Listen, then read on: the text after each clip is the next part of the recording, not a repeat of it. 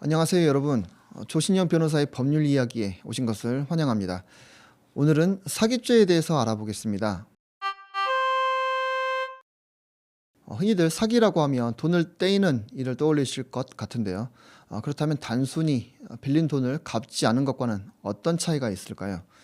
사기는 생각보다 다양한 형태로 발생하고 있습니다. 법적으로도 매우 폭넓게 해석되고 있습니다.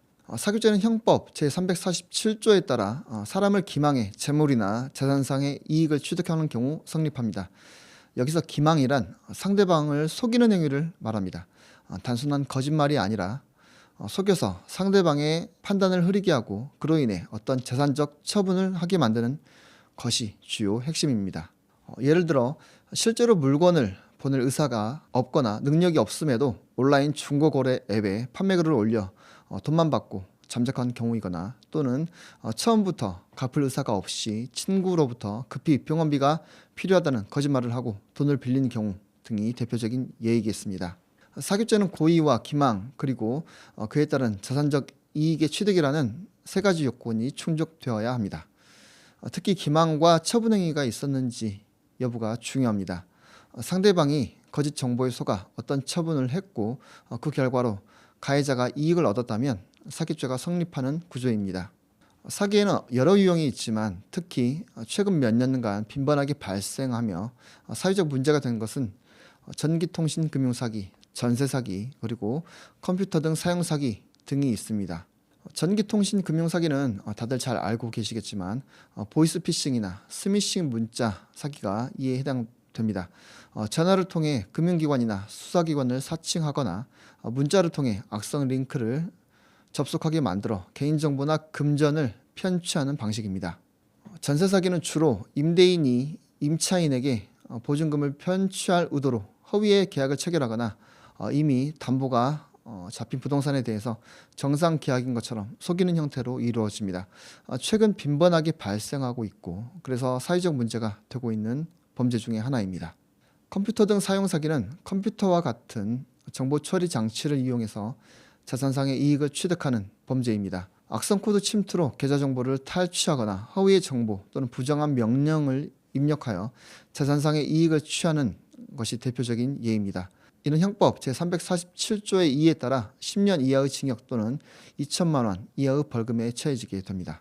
이처럼 다양한 형태의 사기가 존재하지만 사기죄의 핵심은 처음부터 속일 의도가 있었는지 여부입니다.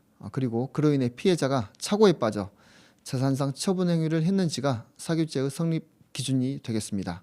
방금 말씀드렸던 것처럼 일상에서 발생하기 쉬운 사례 중 하나가 전세 사기입니다. 임대인이 전세계약 체결 당시에 이미 담보대출로 인해 경매가 예정돼 있었음을 알면서도 임차인에게 이를 숨기고 보증금을 수령하는 경우가 그 예가 되겠습니다. 이런 경우는 사기죄가 성립할 수 있는데요. 이처럼 사기죄는 단순한 민사상 채무 불이행과 달리 처음부터 상대방을 속일 목적이 있었는지 여부가 판단 기준이 됩니다. 사기죄로 유죄가 인정될 경우에는 처벌 수위도 결코 가볍지가 않습니다. 사기의 규모나 반복성 여부에 따라 실형이 선고되는 경우도 많이 있습니다.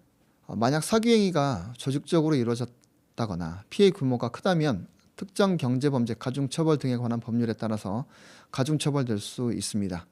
이 경우에는 피해액이 5억 원 이상일 경우에 무기 또는 5년 이상의 징역형에 처해지게 됩니다. 그러면 사기를 당한 경우에는 어떻게 조치를 해야 할까요? 대응 방법을 말씀드리겠습니다. 사기를 당했다면 피해자는 우선 경찰서에 고소장을 접수할 수 있습니다. 고소장을 제출할 때에는 거래 내역, 문자나 메신저 대화, 송금 기록 등 가능하면 많은 증거를 함께 첨부하는 것이 좋습니다. 수사기관은 고소 내용을 바탕으로 사실관계를 조사하고 피의자를 소환하거나 증거를 수집한 이후에 검찰에 송치하게 됩니다. 이후 검찰이 기소 여부를 결정하며 검사가 공소 제기를 하면 재판이 열리게 됩니다. 형사고소와 별도로 민사상 손해배상 청구도 가능합니다. 형사사건에서 유죄로 확정되더라도 피해자가 손해를 배상받지 못하는 경우가 많이 있을 수 있습니다. 이때에는 민사소송을 통해서라도 배상을 받을 수 있도록 병행 절차를 밟기도 합니다. 참고로 사기죄는 피해자가 고소하지 않아도 수사기관이 인지하면 수사를 개시할 수도 있습니다. 친고죄가 아닌 것입니다. 따라서 주변에서 피해 사례를 인지하게 되면 신고를 통해 공익 차원의 수사가 가능하게 될 수도 있습니다. 피해자 입장에서는 상대방이 곧 갚을 테니 고소하지 말아달라라고 회유하거나 하는 경우도 있습니다. 이는 법적 판단을 흐리게 할 수도 있습니다. 이미 고소한 상태라면 되도록 전문가의 조력을 받아 대응하는 것이 좋겠습니다. 사기죄는 우리 생활 속에 어디에서든지 일어날 수 있는 범죄입니다.